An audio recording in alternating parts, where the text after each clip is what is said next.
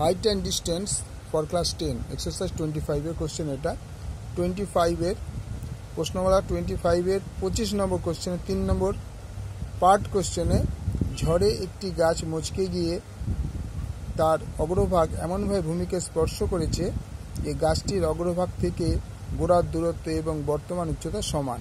তাহলে মনে করে এই একটি গাছ নিয়েছি, গাছটা বি বিন্দুতে ছিঁড়ে গেছে, ভেঙে গেছে, মচকে গেছে। এই ভাঙা অংশটা এদিকে অনুভূমিক রেখার সঙ্গে ডি বিন্দুতে স্পর্শ করেছে। গাছটির দৈর্ঘ্য এসি ইকুয়াল টু এসি। মনে করি বি বিন্দুতে গাছটি মচকে গিয়ে গাছের গোড়া সি বিন্দু থেকে সিটি দূরত্ব ভূমিকে স্পর্শ করেছে। বিসি ইকুয়াল টু এক্স একক এবং সিডি ইকুয়াল টু এক্স একক। কারণ বলেছে যতটা উপর থেকে ভেঙেছে,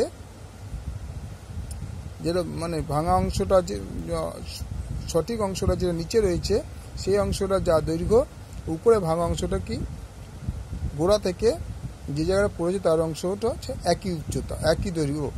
তাহলে এইটাও এক্স, তাহলে এইটাও এক্স ধরা হয়েছে। দেখো বিসি ইকুয়াল টু এক্স, কারণ এইটা যা উচ্চতা আর এইটারও তার মান তাই বিসি ইকুয়াল টু এক্স একক এবং সিডি ইকুয়াল টু এক্স একক, কারণ এই দুটো সমান বলে দিয়েছে এখানে। তো ত্রিকোণমিতিক অনুপাতের সাহায্যে পাই, মনে করি বিডিসি ইকুয়াল টু থিটা। লম্ব ও ভূমির সম্পর্ক রয়েছে এখানে, তাই লম্ব ভূমির সম্পর্ক মানে সাইনের ব্যাপার আসছে, ট্যানের ব্যাপার আসছে। ট্যান বিডিসি এই কোণটা equal to tan theta equal to লম্ব বাই ভূমি equal to BC by CD. BC হচ্ছে এক্স আর সিডি হচ্ছে, তাহলে এক্স বাই এক্স কাটাকুটি করে হলো 1। তাহলে tan theta equal two 1। Tan থিটার জায়গায় 1 কখন হয়? যখন ট্যান 45 তখন 1 হয়।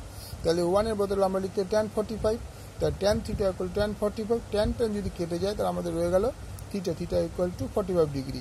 গাছটি অগ্রভাগ ভূমির সাথে 45 ডিগ্রি কোণে কোণ করে রয়েছে।